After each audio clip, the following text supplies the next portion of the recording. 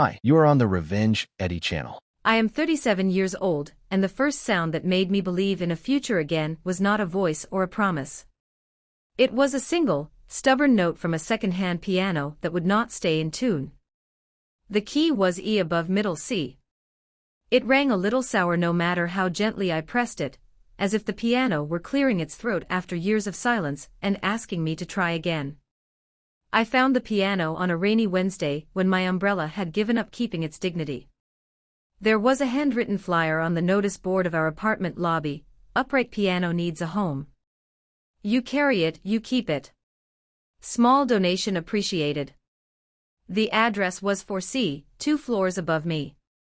I had never spoken to anyone from 4C, but I had heard them through the ceiling for years: footsteps, a blender at odd hours, once a laugh that fell like coins. I do not know what made me press the elevator button and knock. The man who opened 4C was packing books into boxes. There was a cat asleep on a stack of sweaters and a piano against the wall with a ring of water on its lid where a plant used to sit. He said his mother had played it. He was moving for work and could not take the instrument. I ran my fingers over the keys the way people touch old wood in churches, not to worship but to remember what reverence felt like. When I pressed a chord, the room shivered. I had not played since I was 16, and my teacher's bun was as tight as her rules, but my hands remembered the path to C major the way feet remember the route to the kitchen at night. "If you can find someone to help you move it, it's yours," he said. I gave him the small donation and went downstairs, phone already in my hand, dialing everyone who had ever owed me even a small favor.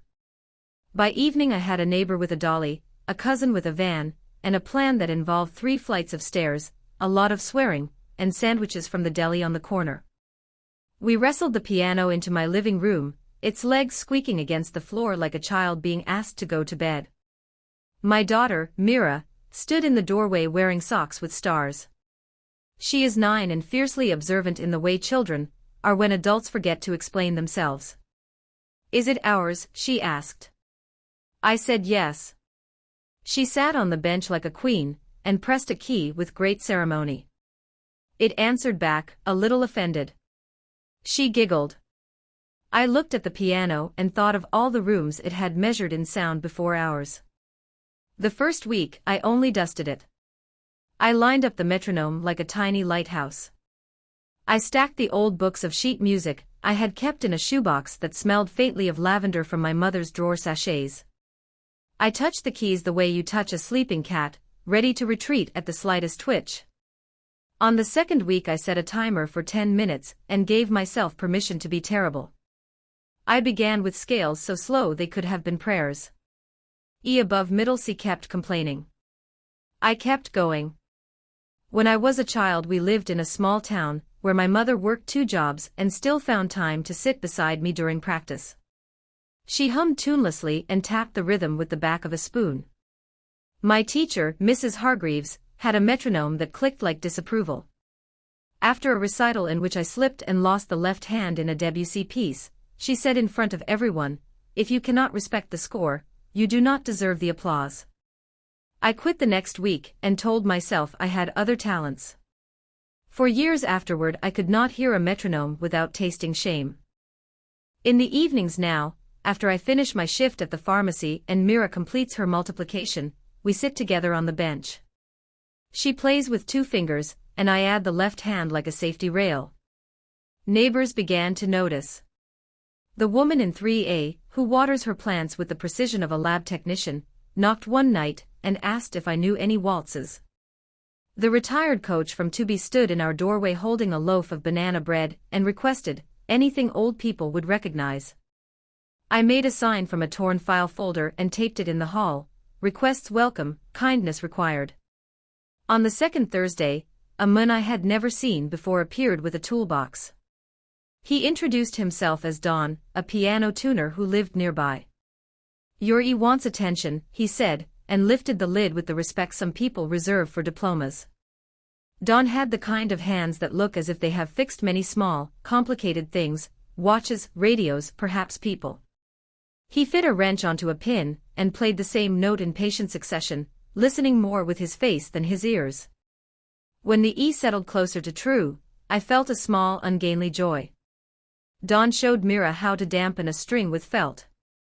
She looked at him as if he had just revealed a magic trick, and then demanded to learn 3 more. The piano changed our apartment. The living room kept a different kind of time. Mira started laying napkins on the bench when friends visited, as if we were running a very small, very earnest cafe. We made a ritual called Sunday mornings we play for whoever is awake. Sometimes that was just the 2 of us and the building's cat who had learned our schedule. Sometimes it was more. Mrs. Novak from the bakery across the street would stand in the doorway before opening, flour still ghosting her sleeves, and ask for something hopeful, even if the weather disagrees. I began taking small risks. I improvised when I did not know what the music wanted. I played pieces I had once abandoned. I learned a song Mira loved from an animated film, and only cried a little at the part where the melody climbs, and then rests exactly where you hoped it would. I taught Mira to play a scale with her thumb gliding under like a secret. She taught me to start again without apologizing first. In February, the community center announced a winter fair and asked for volunteers. I had passed that building 100 times and never gone in, certain it was for people who already knew where they belonged. When I walked through the glass doors, it smelled like crayons and coffee. A board near the front desk listed needs: bake sale, coat drive, reading corner, music hour. My hand surprised me by choosing music hour. The room they gave me had folding chairs, a scuffed floor, and a keyboard with 3 broken settings. On the first Saturday, 5 people came.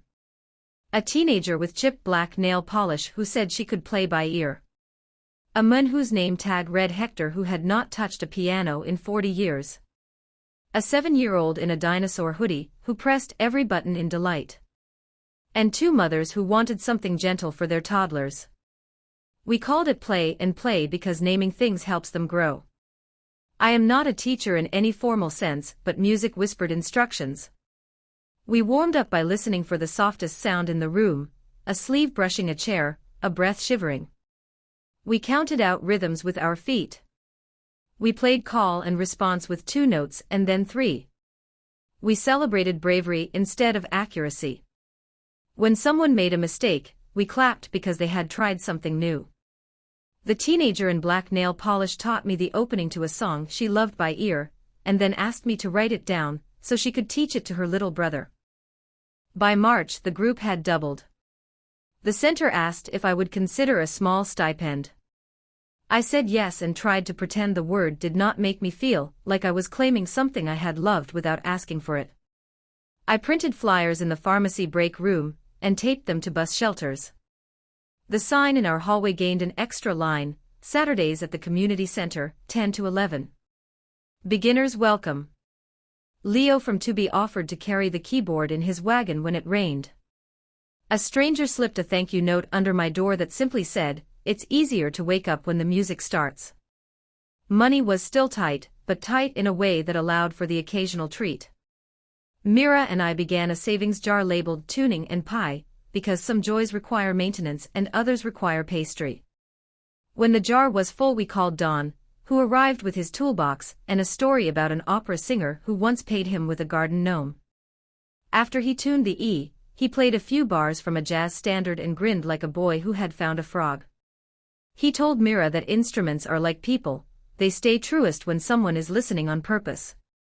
One afternoon, Lucas, my ex, texted to ask about Myra's recital at school.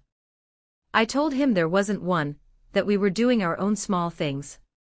For a moment I waited for the old ache to arrive, the one that demanded I shrink to let someone else be comfortable. It did not come. I wrote, "If you want to hear her, come by at 6:30. Bring patience." He said he would try. He did not come. It barely hurt.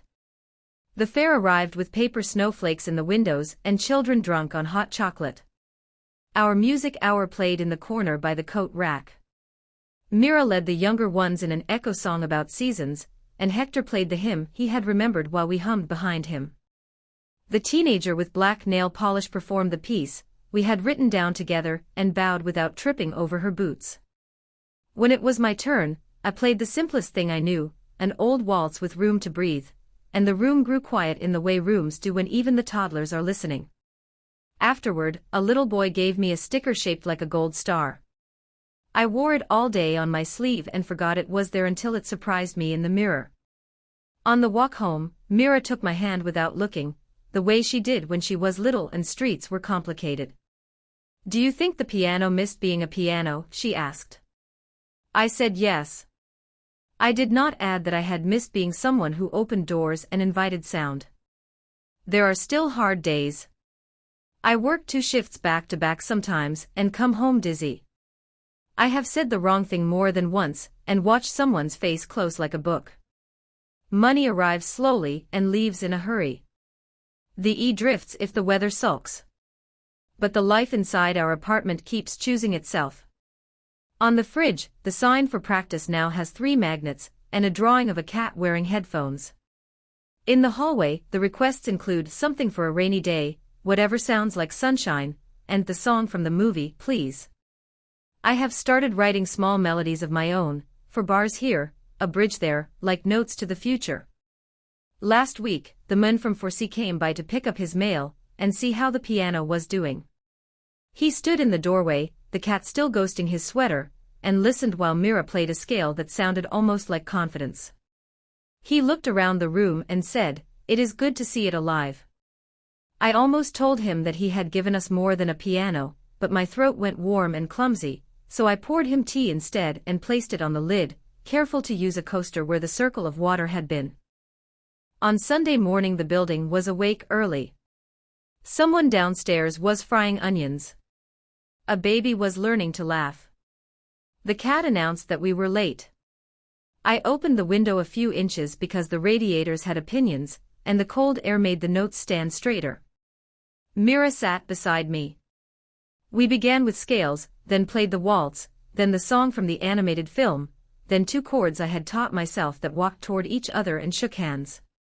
When we finished, someone in the hallway clapped exactly twice, and then coughed, embarrassed at having been heard. We laughed and bowed toward the door as if the building itself were our audience. I used to think hope would arrive like a trumpet at the end of a parade. It turns out hope is a key that almost sounds right and then, slowly, with care and company, begins to find its true pitch. It is a sign taped to a hallway. It is a small stipend that feels larger than the number on the check. It is a child asking whether an instrument missed being itself. It is choosing to begin again after a long silence. The world outside our window remains noisy and sometimes cruel, but inside our home a stubborn E keeps learning how to be honest, and so do we. I am 37 years old, and when I press the E above middle C now, it is close enough to true to carry a song. The rest we make together. Mira and I. The neighbors who leave requests and banana bread. Don with his wrench and stories. The teenagers who test the rhythm of their own courage. The cat who refuses to keep time. The man from Forsee who let go of an instrument so it could return to work. The room listens. We play. We begin again.